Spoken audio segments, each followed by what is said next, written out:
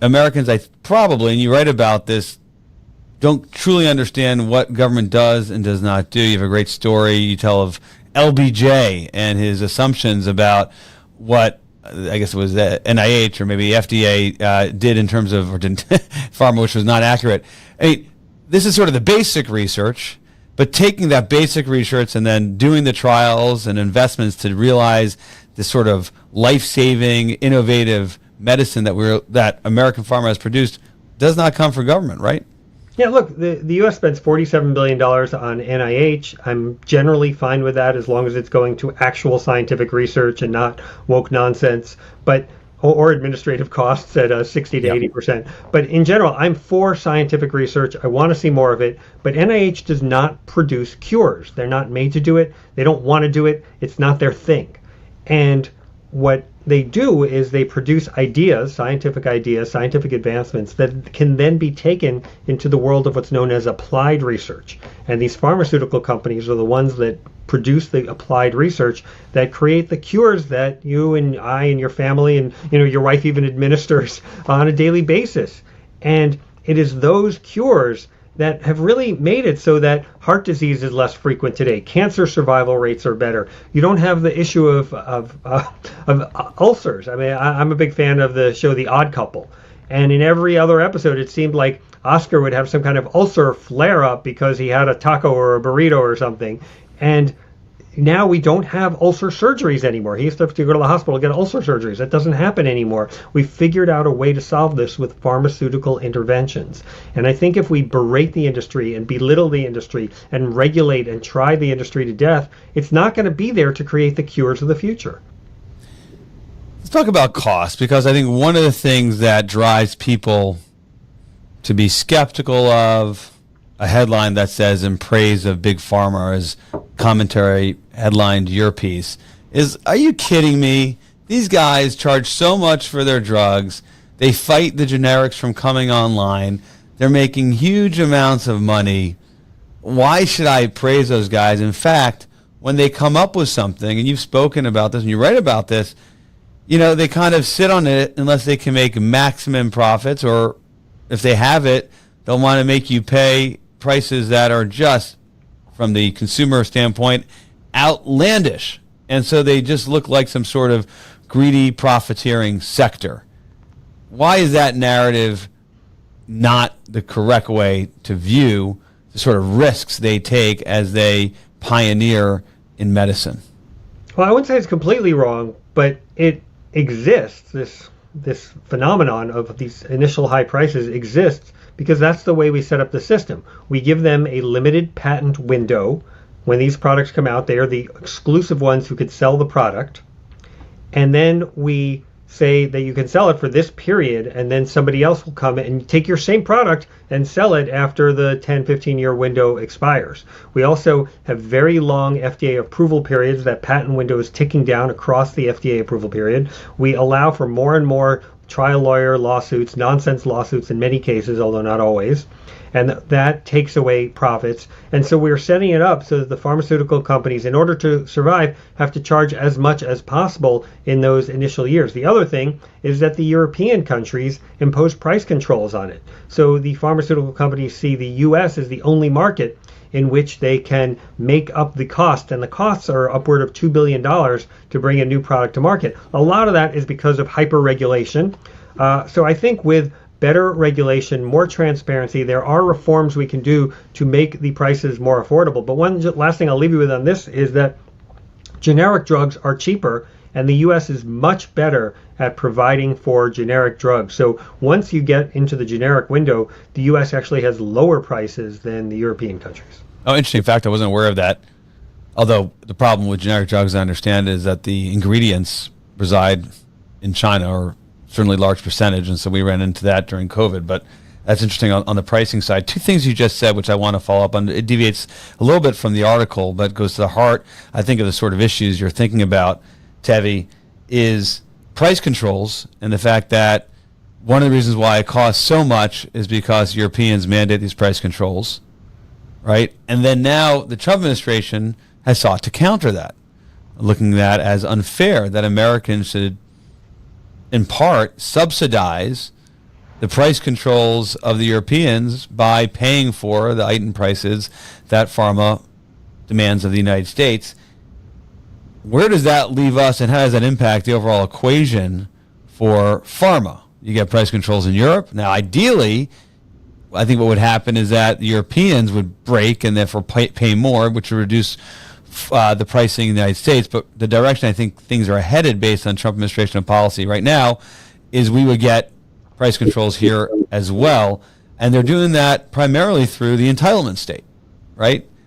Which in some respects I'm sympathetic to as someone who would like to see the cost we're spending on entitlements, right? The non-discretionary, the fixed mandatory part of our government spending, which is just eating up a larger and larger percentage of overall federal spending, more than 2/3 of federal spending. So take us through how, on the one hand, we can kind of reduce what Americans pay, right? Somehow address the spiraling costs of Medicare and Medicaid, and at the same time not lose pharma, given its important contributions it makes towards Americans' health and life expectancy and everything else with it. Well, there's a lot going on in that question. I'm happy to address it. The first thing to recognize is that the response to market interventions is not more market interventions. It's less market interventions, right? So if the Europeans impose price controls, imposing more price controls doesn't solve the problem, it exacerbates it.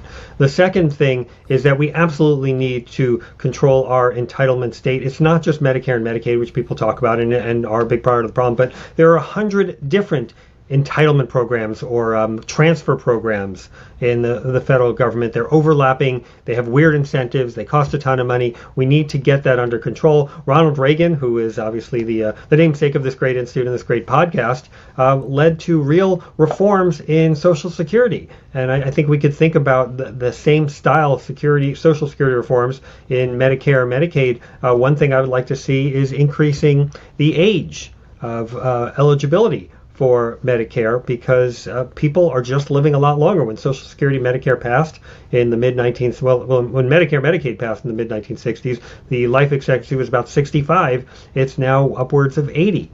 And so we need to take that into account. Reagan also pushed forward a bipartisan commission, the Greenspan Commission, so that both parties would have to hold hands and jump in. That was a classic Reagan approach. He did things in a bipartisan way, which is less common these days. So I think those would be good approaches. And then also, I mentioned earlier that I think there's hyper-regulation in the pharmaceutical field. I think we allow for too many lawsuits. We make it too easy to engage in nonsense lawsuits. And I think more deregulation would solve these problems. More entitlement reform would solve these problems rather than just imposing additional market restrictions. That makes sense. Certainly here in Reaganism, we can get a lot of head nodding with those recommendations. Mark Andreessen was at our recent Reagan National Economic Forum. Of course, viewed as the father of the internet, and leads Andreessen Horowitz, one of the leading venture capital firms in the country and the world. He had the following observation, which sort of hits on this discussion, at least one piece of the discussion. I'd love to get your reaction to it. Andreessen said something to the effect of, technology, innovation, American entrepreneurial spirit has brought down costs everywhere it has touched. 3 areas it has not touched in our economy, according to Andreessen, go to the heart of the American dream. This is what he said. Again, I'm not a direct quote, summarizing. 1 is housing, 2 is education, and the 3rd is healthcare. So those 3 things have come to define the American dream. You get a home, you get educated, and you'll be able to afford or receive medical care. All 3, the sort of innovative effect of American entrepreneurial spirit, and has just not penetrated those areas. What does that mean for pharma, and how does that connect, at least in the 3rd category of healthcare, to some of what you're writing about? Yeah, I actually would flip it around a little bit on Andreessen, because there have been great innovations in all these areas. In school, we have great new educational methods and great new technologies. Similarly, in housing, we'd be able to bring the actual building costs down if you take away regulations. And then healthcare. I said we're in the midst of this biomedical revolution, but we've already seen a lot of the fruit of it. But I think in all of these areas, the problem has been too much government intervention. I'm reading your friend Yoni Applebaum's book right now, where he talks about zoning laws. They starting Yes. like like most bad things except for Reagan, in California. They didn't exist before that, and the first one was in Modesto, California. And these zoning laws have just made it hard to build in the U.S., and that is what raises up housing costs, and that's a real problem. In terms of education, Ronald Reagan brought Bill Bennett into his cabinet as Secretary of Education, and Bennett had what is known as the Bennett hypothesis. This states that the more the government spends subsidizing education, the higher schools will charge in tuition, because they can get away with it because the government is spending money on student loans and on subsidizing the schools. And we're seeing the fruition of it today. So school tuitions have gotten higher and higher and higher, even as the government spends more and more and more on higher education. So the Bennett hypothesis explains that one. And then pharma is what we're talking about today. Too many lawsuits, too much regulation, too much difficulty in bringing these great products to bear. So there's a huge amount of innovation in the pharmaceutical space, but government makes it costlier and costlier to bring that innovation around. So what happens in the boardroom? What does that conversation look like? Yeah. Well, as you know, I'm very close to someone who's been in those boardrooms, and you know him well as well. And he's said to me, and people who I know also in this industry, say when they discuss these products, they say, well, okay, we can bring this out, but the FDA is going to take forever to approve it, and the trial lawyers could sue us to death, and we have a limited patent window. So how are we going to go about doing this? And if the drug has the potential to be an absolute blockbuster, let's go ahead with it.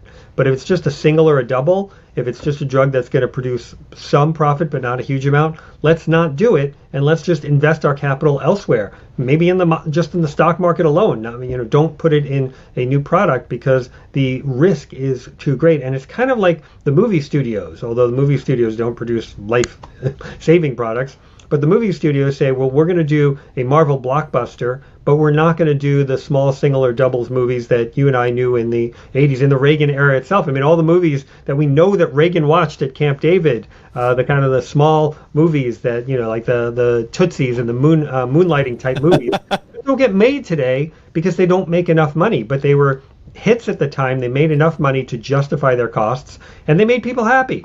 And so I think we have a similar dynamic in the boardrooms today in pharmaceutical companies. Is it a problem that we have too many huge companies, or limited? It's kind of a sort of oligopoly of major pharma companies, and sort of not allowing the disruptive companies to emerge, like we've seen in some other sectors that actually can change the calculus on the part of big pharma? Yeah, I don't actually think that's it. I think what happens in the pharma industry is, like many big organizations, they get bureaucratic and stultified, and they have trouble coming up with the next new great thing. And so what they do is they see the small biotechs as their minor leagues, if you will, and they're always looking to acquire new These are the accelerators they invest in, and they make the acquisitions and the like and adopt them. So they're not necessarily coming up with great new ideas in the pharma companies anymore, but they are buying up new ideas in the small biotech space. Love to get your take on MAHA. We referenced it a little bit before.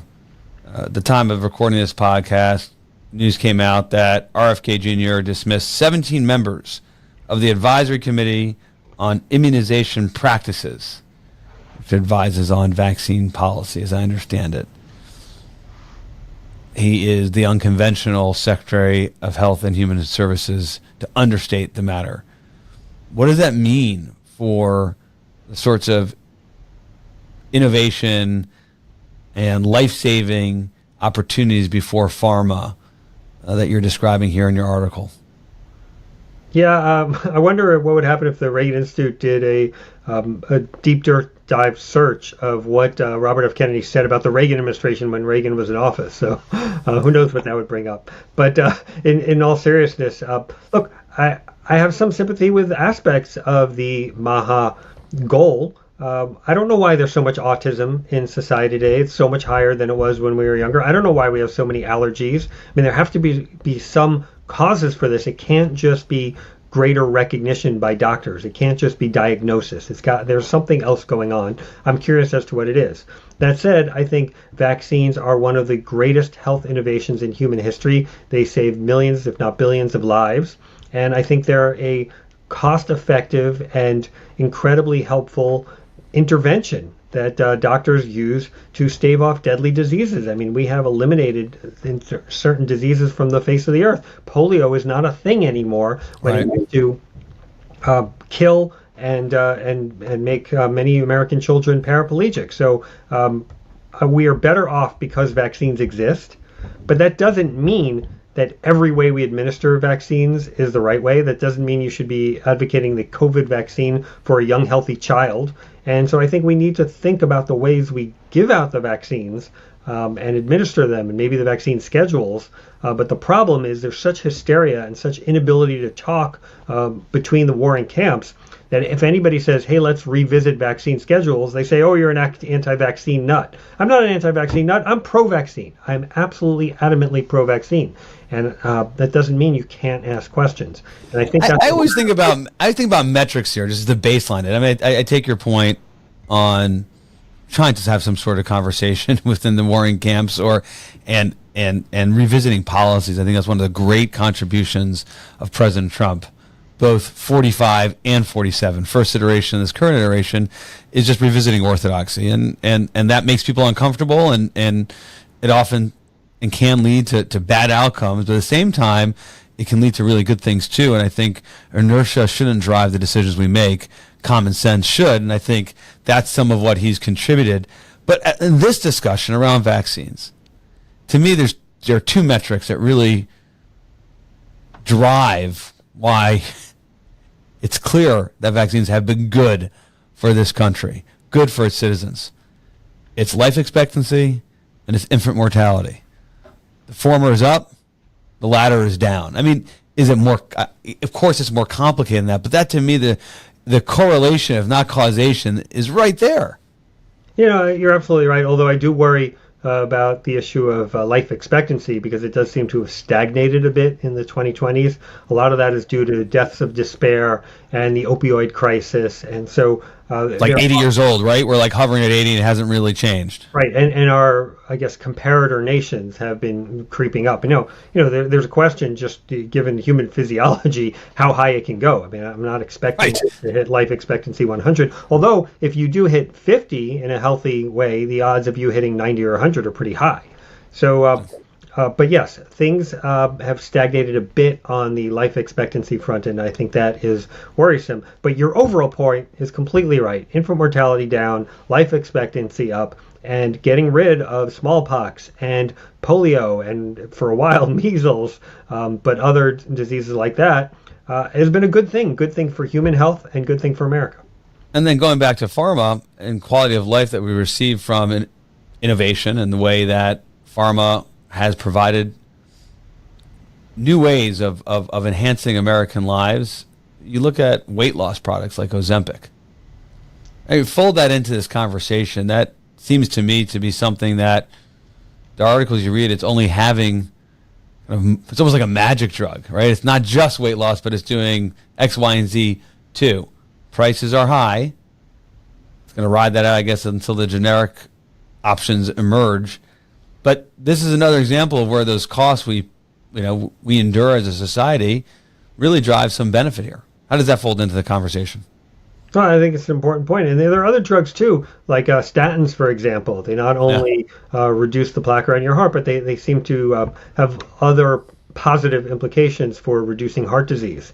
So, we just don't know how all these drugs are going to play out. And I think that's what I was talking about earlier with the biomedical revolution that we could be seeing in the future. We now are in a place where we have AI, informatics, we have the unlocking of the human genome. All of these combined can lead to great new discoveries in the field of medicine. And the reason I wrote the article is because I want pharma to be able to help us just make those discoveries and lead to huge improvements in human health. And I want, and this is important, and Ronald Reagan would agree with everything I'm about to say, I want the American innovator to be at the forefront of this development. Yes. 2 points on that. One, the American innovator to exclusion of another innovator. We need to talk about China here for a second, but before we get there, the other point is the American innovator and the American people to be the beneficiary at the lowest cost. This innovation, Tevye, should bring down costs. And I take your point you made earlier that so much of that cost is a result of red tape, government strangling and adding, and the years it takes to get through all the trials and the trial lawyers and all that. At the same time, even with all that glut, I would think that AI and some of the things you mentioned should just make this all a whole lot cheaper. Do you anticipate in this era of technological breakthroughs you've just articulated that the cost should go down substantially too because of that innovation? That's really channeling where Mark Andreessen was going the other day. Yeah, absolutely right. I mean, if you just think about it on both sides. So from the pharma side, you can use AI to go through results on studies so much quicker and find associations and links that people may not have thought of earlier, and do so many more iterations of trials.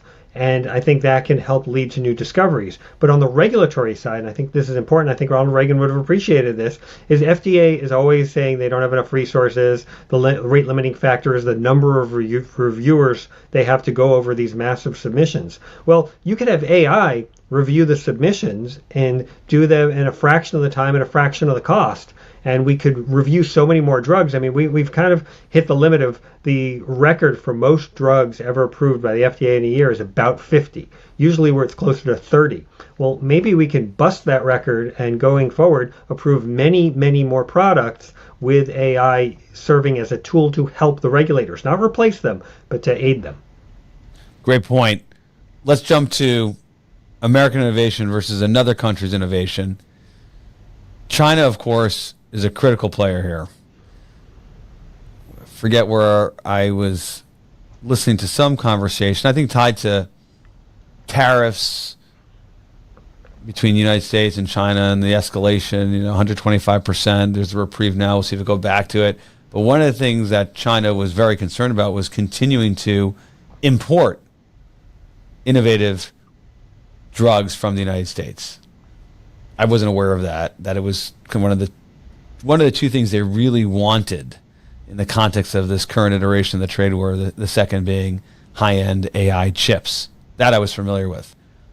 But that's not long for China. In other words, they're working really hard either to reverse engineer or make other sorts of investments that they will not have that dependency. How does that impact this whole discussion?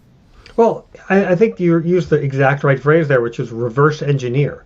China is not good at coming up with the new innovations. Now, they're trying to get there, and we'll see with the next generation of engineers, or are they going to be in the U.S., are they going to be in China? How is that going to play out? But they're very good at imitating. It's kind of like the Japanese in the 80s at Reagan's era. They were really good at imitating our innovative products, TVs, radios, VCRs, boomboxes, etc. But they weren't developing the new technologies. And the U.S. has always been great as the innovator, as the one who develops the new technologies. Now, the question is, if we drive away the pharmaceutical industry, will another nation step up? Obviously, China is the leading candidate to do so. But there's something that is inherent in the autocratic system that makes it harder to question the authority, question the people ahead of you, question conventional wisdom, received wisdom.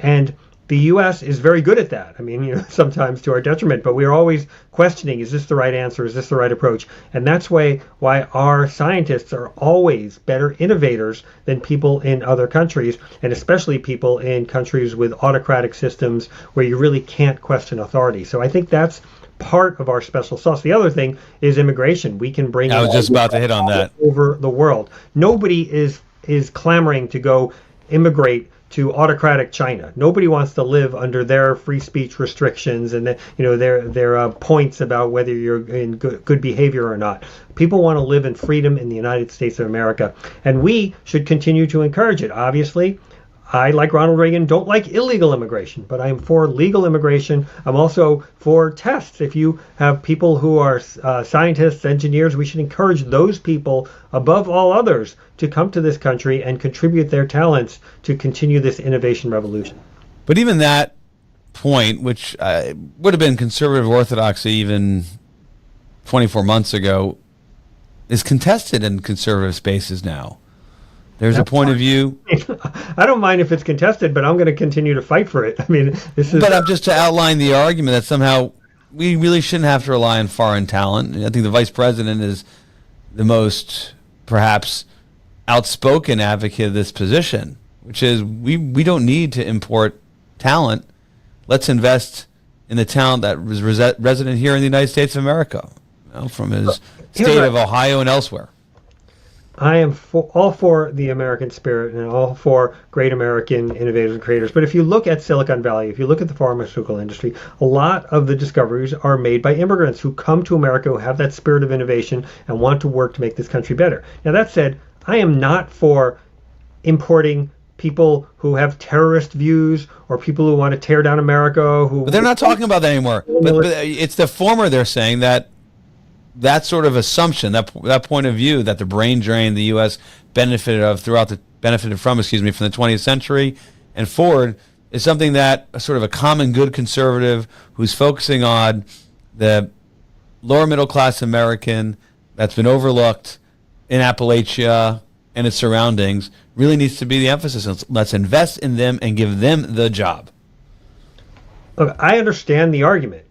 I just don't necessarily agree that that's the only place where we can get talent from. The great thing about America is we get talent from all over the world. When I served as Deputy Secretary of HHS, I remember meeting with the immigration minister for Japan, or the population minister for Japan. And he said, we have this problem of population stagnation. What can we do about it? I said, well, you're not going to like my answer, but you should welcome in immigrants. They don't want to hear it. Other countries don't want to hear it. Our special sauce is bringing in immigrants. That doesn't mean bringing in people who want to tear the country down. And if you're somebody who's a radical or violates the terms of their immigration, that's fine. We can revoke those. And so Tevye Troy's view is it's not an or, it's an and the policy should reflect that.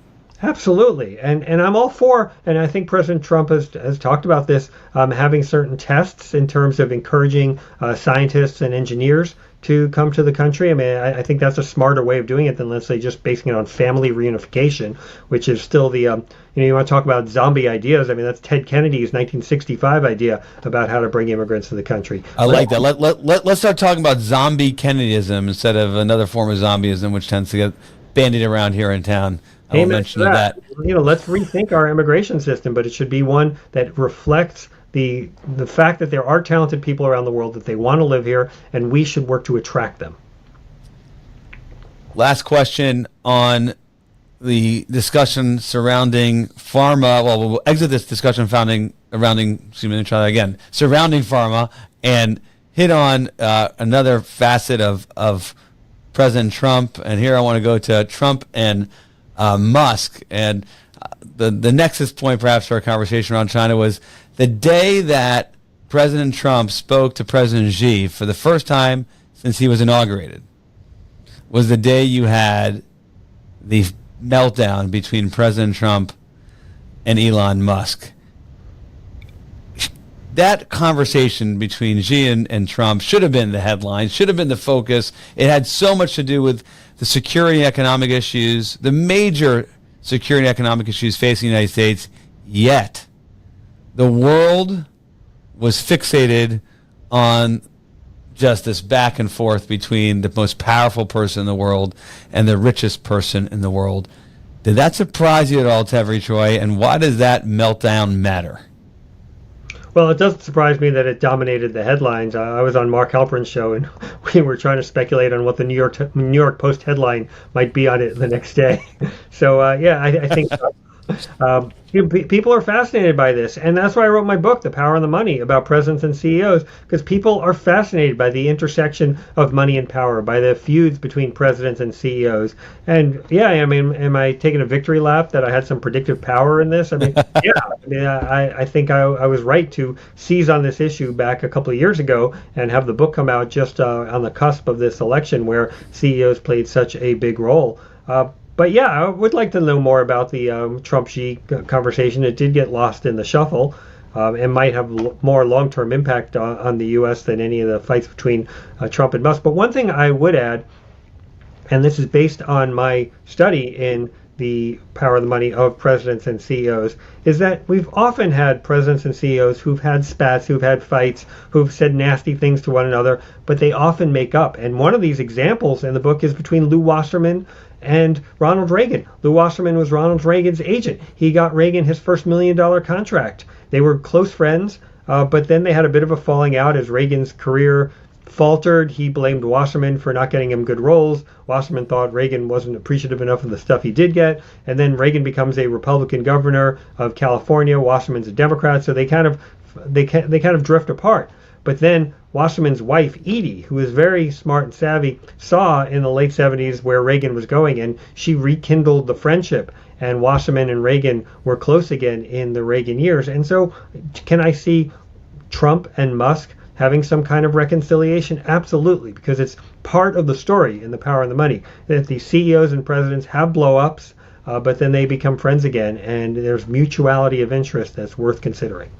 So I did Brett Baer's panel on his show on Fox the day this thing blew up, and we're supposed to talk about the conversation between President Trump and President Xi. Of course, that was not the focus of the panel during special report.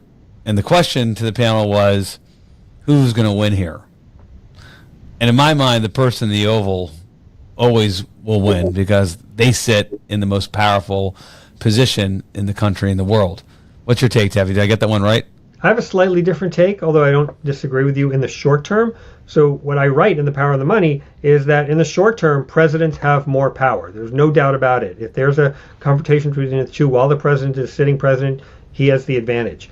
But CEOs have longer tenures. They can outlast presidents. They're not constitutionally limited to 1 or 2 terms.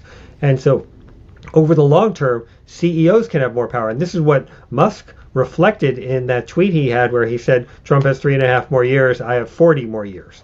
And so I think that's the reason why they ultimately reconcile, because both recognize that in the short term, one needs the other more, and in the long term, the other needs the one more. And so that I think is in part the story of The Power of the Money, and I think that's what made happen here again. Better answer than what I provide. I should have texted you on the spot. Shouldn't have waited this long. Let's go to our lightning round with Dr. Tevi Choi, author of The Power and the Money, also author of the article on the cover of Commentary magazine recently in praise of Big Pharma. Here's where we ask you once again to share your favorite Reagan book, speech, quote. I think you got a good one for us today.